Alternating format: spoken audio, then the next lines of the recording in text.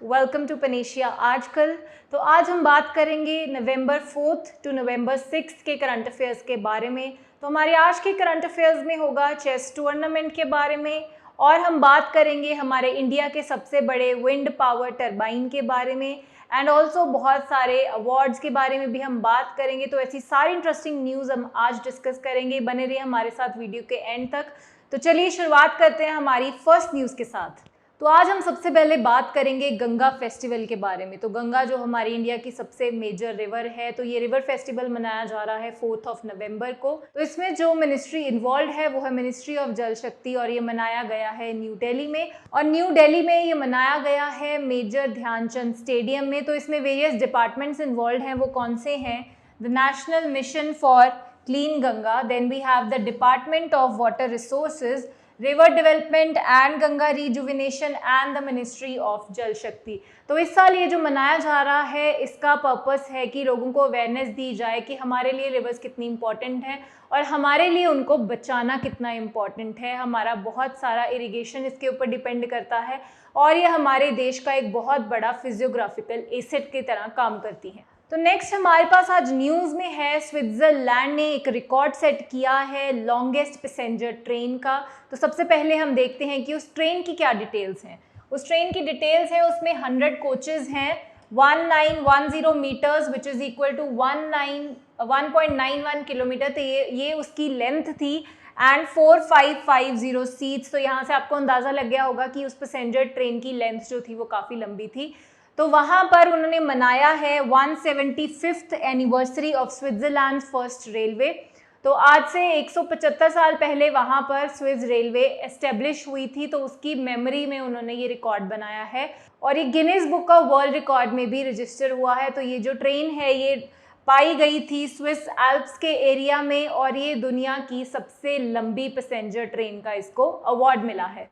So next in news है we have a योजना जिसे नाम दिया गया है लखपति दीदी योजना, और ये योजना लॉन्च हुई है उत्तराखंड में। तो उत्तराखंड के जो हमारे चीफ मिनिस्टर हैं पुष्कर सिंह धामी, उन्होंने इस स्कीम को लॉन्च किया है। तो इसका पर्पस क्या है? तो बीजेपी ने जैसे बात की थी इलेक्शन के टाइम पे कि वहाँ पर वुमेन एम्पावरमेंट की तरफ ध्यान देंगी, तो इस जो स्कीम है उसका पर्पस है कि 1.25 लाख वुमेन को जो सेल्फ हेल्प ग्रुप्स के अंडर हैं उनको लखपति बनाया जाए 2025 तक। तो ये बहुत अच्छा इनिशिएटिव है स्टेट गवर्नमेंट की तरफ से, और इसके अंडर उनको प्रमोट किया जाएगा कि आप माइक्रो एंटरप्राइजेस को खोलिए। और बहुत सारी इंटरनेशनल कंपनीज के साथ टाइप किया जा रहा है, जैसे अमेजॉन, फ्लिपकार्ट, ताकि उनके जो प्रोडक्ट्स हैं वो इंटरनेशनल मार्केट में भी बिकने शुरू हो जाएं। तो इस स्कीम का पर्पस वुमेन एम्पावरमेंट है, अलॉन्ग विद ये पर्पस है कि वमेन में स्किल डेवलपमेंट हो, वो अपने लिए इंडिपेंडेंट हो जाएं, उनको अपने मेल काउंटर पार्ट्स पे डिपेंड ना करना पड़े। So very good initiative on the part of Uttarakhand government.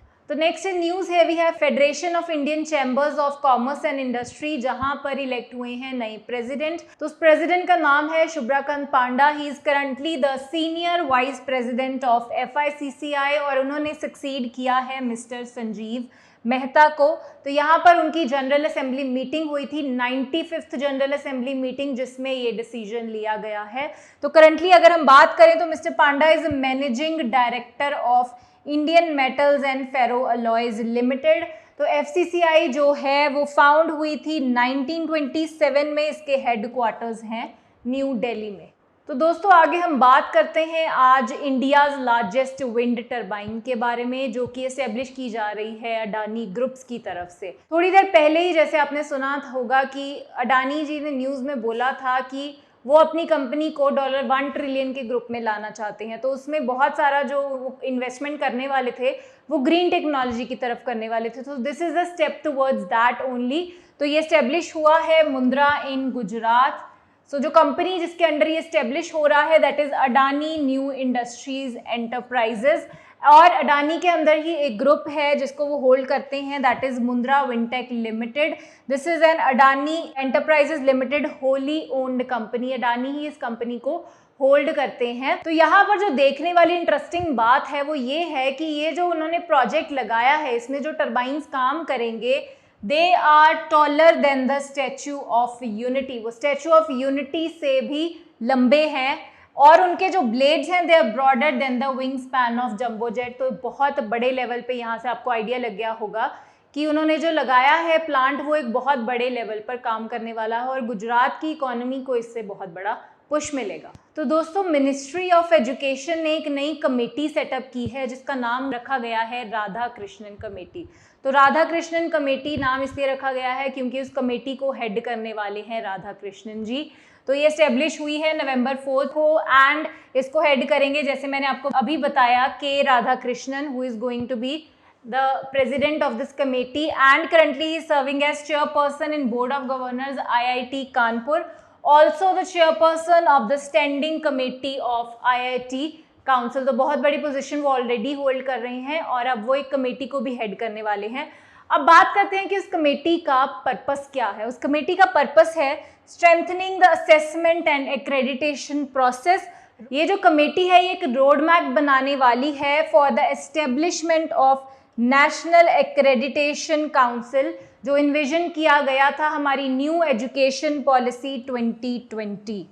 तो इसका जो लिंक है वो हमारी न्यू एजुकेशन पॉलिसी 2020 के साथ है, ताकि हायर एजुकेशन के रिलेटेड जो भी हमारी प्रॉब्लम्स हैं हम उनकी असेसमेंट करें और उनकी क्वालिटी को हम इंक्रीज करने की कोशिश करें। तो यहाँ पर अब हम बात करने वाले हैं 2 अवार्ड्स के बारे में। तो first in the awards we have Aruna Sairam, जिनको फ्रेंच गवर्नमेंट की तरफ से अवार्ड मिला है। तो फ्रेंच गवर्नमेंट ने जो अवार्ड दिया है उसे बोलते हैं हम शिवालियर अवार्ड और फ्रेंच की लैंग्वेज में ये उसका नाम हो जाता है। So she is a vocalist, composer, collaborator, humanitarian and speaker. So not just in the field of music, लेकिन जो उन्होंने contribution दिया है इंडो फ्रांस रिलेशन को बढ़ाने में, उनको बेहतर बनाने में, उसके लिए उन्हें इस अवार्ड से नवाजा गया है। And she is a disciple of Sangita Kalanidhi T Brinda. And the next जो अवार्ड हमारे पास है वो है मलयालम राइटर सेथु, जिन्हें मिला है एजुथेचन अवार्ड। तो इसके बारे में भी हम देख लेते हैं। तो केरला गवर्नमेंट का ये one of the most prestigious award है फर्स्ट ऑफ ऑल, और जो सेतु ने कंट्रीब्यूशन किया है मलयालम लैंग्वेज एंड लिटरेचर की तरफ, उसके लिए इनको ये अवार्ड दिया गया है। तो ये जो अवार्ड का नाम है, जो फादर ऑफ मलयालम लैंग्वेज हैं उनके नाम से इस अवार्ड को रिकॉग्नाइज किया जाता है, और इस अवार्ड में उन्हें दिया गया है cash price of ₹5 lakh and citation. तो ये 2 हमारे बड़े अवार्ड्स जो हैं वो पिछले 3 दिन में हमें देखने को मिले हैं। तो नेक्स्ट अवार्ड जिसके बारे में हम बात करेंगे वो मिला है MT वासुदेवन नैयर जी को, और उनको मिला है केरला ज्योति अवार्ड। तो वो बहुत बड़े एक मलयालम राइटर हैं और उनके वर्क को रिकॉग्नाइज करते हुए उनको ये अवार्ड मिला है। तो इसके अलावा 2 और अवार्ड्स दिए गए हैं केरला में ही। तो first of all we have Kerala Prabha award, जो सबसे पहले मिला है मलयालम मेगा स्टार मनमुथे Omchery NN Pillai and a playwright in Malayalam, he is a playwright in Malayalam, and T. Madhva Menon, who is a former civil servant and social worker. Similar to that, यहाँ पर एक केरीश्री award भी दिया गया है, जो biologist, musician, businessman, बहुत सारी अलग अलग कैटेगरीज में दिया गया है। तो ये सारे जो अवार्ड हैं वो केरला से लिंक्ड हैं। तो आगे हम बात करते हैं वर्ल्ड सुनामी अवेयरनेस डे के बारे में, जो मनाया जाता है 5 नवंबर 2022 को। तो UN जनरल असेंबली में इसके रिगार्डिंग रेजोल्यूशन पास हुआ था कि हम इस डे को एज मनाएंगे वर्ल्ड सुनामी अवेयरनेस डे। तो इसकी हिस्ट्री क्या है, ये मनाया जाता है इनामुरो नो हाई, ये नाम है एक जापान की वेस्टर्न प्लेस का, जहाँ पर बहुत देर पहले एक सुनामी आई थी जिसकी वजह से बहुत वाइड स्प्रेड डिस्ट्रक्शन हो गया था।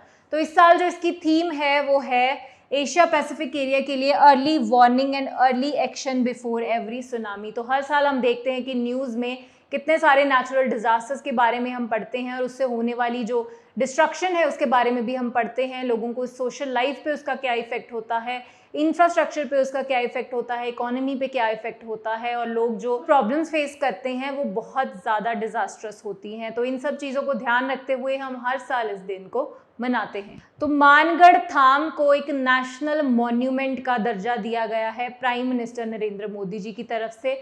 तो ये मानगढ़ धाम आखिर है कहाँ, हम ये देखते हैं सबसे पहले। So it is located in Banswara district of Rajasthan. तो मानगढ़ धाम जो है वो एक सिंबल है tenacity and sacrifices of tribals. तो ये ट्राइबल लोगों के साथ लिंक्ड है और प्रधानमंत्री जी का ये कहना है कि इंडिया की जो हिस्ट्री है उसमें हम ट्राइबल्स के सेक्रीफाइसेस को इग्नोर नहीं कर सकते। तो ये जो धाम है ये रिप्रेजेंट करता है 3 स्टेट्स की कलेक्टिव हेरिटेज को। तो वो कौन सी स्टेट्स हैं? वो सबसे पहले हमारे पास है Rajasthan, then we have Gujarat, Maharashtra and we have Madhya Pradesh. तो यहाँ पर प्रधानमंत्री जी ने ट्रिब्यूट पे किया है भील फ्रीडम फाइटर श्री गोविंद गुरु जी को भी। तो हमारी नेशनल मॉन्यूमेंट लिस्ट में यहाँ पर एक और मॉन्यूमेंट ऐड हो गया है जो है राजस्थान स्टेट में मौजूद। तो इजराइल में रिसेंटली इलेक्शंस हुए थे जिसमें उनके फॉर्मर प्राइम मिनिस्टर नेतन्याहू और उनके अलाइड पार्टी ने फिर से वहाँ पर अपनी सरकार बना ली है। तो राइट विंग्ड पार्टी के साथ उन्होंने अपना अलायंस किया हुआ था। तो यहाँ देखते हैं कि उनके जो इलेक्शन हुए हैं उनकी क्या डिटेल्स निकल कर आई हैं। तो वहाँ पर जो टोटल सीट्स हैं वो 120 सीट्स हैं। तो नेतन्याहू की जो राइट विंग पार्टी है उसका नाम है लाइकड पार्टी। तो इस लाइकड पार्टी ने 32 सीट्स अर्न की थी। उसके बाद 18 सीट्स अर्न की हैं अल्ट्रा ऑर्थोडॉक्स जूइश पार्टी ने। And then we have religious Zionism party जिसने 14 सीट्स ली हैं और इन तीनों को मिलाकर वहाँ पर उनकी सरकार बनी है अलायंस में। तो इन सभी पार्टीज को मिलाकर जो टोटल सीट्स उन्होंने हासिल की हैं वो हैं 64 सीट्स और जिससे उनकी पार्टी वहाँ पर इस्टेब्लिश हो गई है। तो इससे पहले वहाँ पर जो प्राइम मिनिस्टर काम कर रहे थे उनका नाम था यायर लैपिड और उनकी पार्टी जो है वो थोड़ी सी सीट से हार गई है और वहाँ पर नेतन्याहू ने अपनी सरकार दोबारा से इस्टेब्लिश कर ली है। तो नेक्स्ट हम बात करते हैं BPCL के चेयरमैन के बारे में। तो उनका भी अभी रिसेंटली इलेक्शन हुआ है। तो उनका नाम है वेत्सा Ramakrishna Gupta.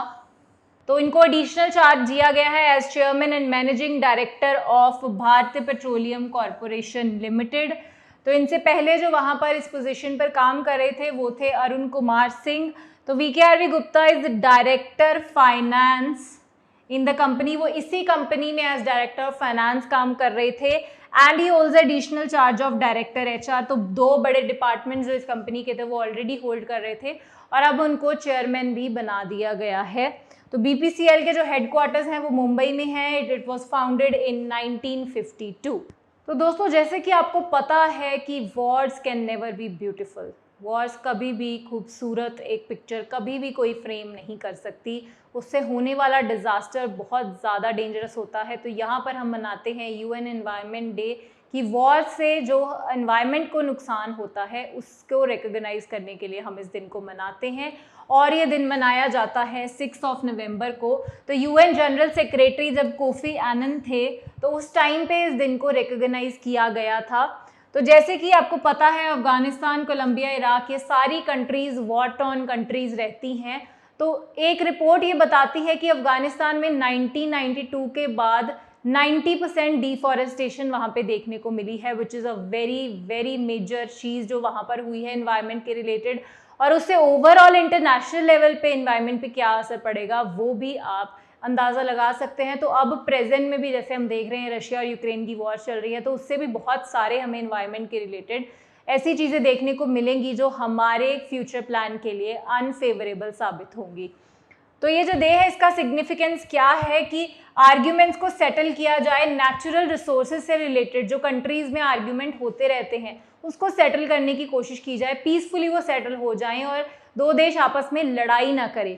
And next we have addressing the environment impacts and conflicts through peace building, peace keeping and prevention. तो यूनाइटेड नेशन हमेशा से ही पीस कीपिंग, पीस प्रिवेंशन इन सब चीज़ों की तरफ ही हमेशा ध्यान देता आया है। तो ये जो दिन हम यहाँ पर मनाते हैं ये भी उसी से ही रिलेटेड है। तो इसके रिलेटेड जो एक्शन लिया गया है वो ये है कि यूरोपियन यूनियन ने पार्टनरशिप की है 6 यूनाइटेड नेशन एजेंसीज़ के साथ जहाँ पर वो काम करेंगी कि एनवायरनमेंट पे जो इफ़ेक्ट होता है वॉर्स का उसको कैसे हम मिटिगेट कर सकते हैं। तो हमारे CNS admiral R Hari Kumar वो विज़िट करने वाले हैं जापान। तो वहाँ पर वो 3 मेजर इवेंट्स में पार्टिसिपेट करेंगे। तो देखिए नज़र डालते हैं कि वो कौन से इवेंट्स हैं। तो वो जाने वाले हैं 5 to 9 अक्टूबर। अभी आसपास ही ये दिन हैं तो ये 4 दिन के लिए वहाँ पर जा रहे हैं। तो सबसे पहले he will witness the international fleet review conducted by Japan Maritime self defence force, और ये जापान में ही होने वाला है on 6 November, and it commences the 70th anniversary of the event. And next she is going to witness in Western Pacific Naval Symposium, तो जिसमें Indian navy भी एक मेंबर है, तो उसका 18th वर्जन अब वहाँ पर होने वाला है और वो भी जापान में ही होगा। योकोहामा इज द प्लेस, और ये 8 नवंबर को होने वाला है। देन ऑल्सो जो हमारी एक जॉइंट एक्सरसाइज होती है which is called Malabar exercise, तो उसका भी जो इनॉग्रेशन है वो होने वाला है इस साल के एडिशन का। तो उसमें जो अदर कंट्रीज भी पार्टिसिपेट करने वाली हैं वो हैं ऑस्ट्रेलिया, जापान एंड यूएसए। तो ये 3 मेजर इवेंट्स वहाँ पर हमारे CNS एडमिरल अटेंड करने वाले हैं और फिर उसके बाद वो हमारे देश में वापस आएंगे। तो आगे हम बात करते हैं ट्रैक एशिया कप 2022 के बारे में, जो होने वाला है केरला में। तो अब तक ये होता था दिल्ली में, या पहली बार ये केरला में होने वाला है। तो इसकी क्या डिटेल्स हैं, यहाँ चले आइए उन पे नज़र डालते हैं। तो ये one of the biggest cycling event है और ये होने वाला है LNCPE आउटडोर वेलोड्रोम, और इसकी जो डेट्स हैं वो हैं 25 नवंबर टू 28 नवंबर।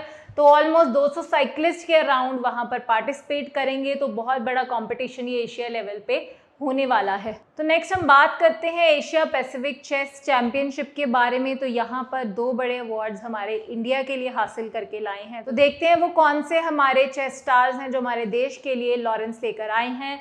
तो यहाँ पर हमारे पास है grandmaster R Praggnanandhaa and compatriot PV Nandita. तो जो R प्रज्ञानंथा है इनको मिला है ओपन सेक्शन में अवार्ड, और PV नंदिता को मिला है वुमेन सेक्शन में अवार्ड। तो ये वहाँ पर बहुत बड़ी जीत हमारे देश के लिए हासिल करके लाए हैं। तो यहाँ मैं आपको बता दूं कि प्रज्ञानंथा ड्रू विद द कंपैट्रियट B अभिधान, तो जिनको उन्होंने 63 मूव गेम में 9th एंड फाइनल राउंड में हरा कर वो विनिंग पोजीशन तक पहुंचे हैं। तो बहुत बड़ी खुशखबरी है हमारे देश के लिए। So friends, thank you so much for watching. मुलाकात होगी आपसे हमारी नेक्स्ट वीडियो में, तो बने रहिए हमारे साथ हमारे यूट्यूब चैनल पर।